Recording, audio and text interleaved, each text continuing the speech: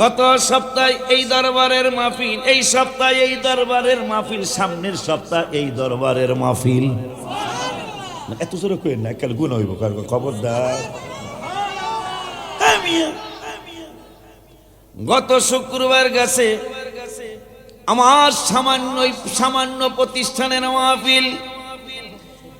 এই শুক্রবার একবারে মেন শাখার মাহফিল। আগামী শুক্রবার এই দরবারের আর এক শাখার মাহফিল, তিনোটা রাজধানী। কথা কয় না,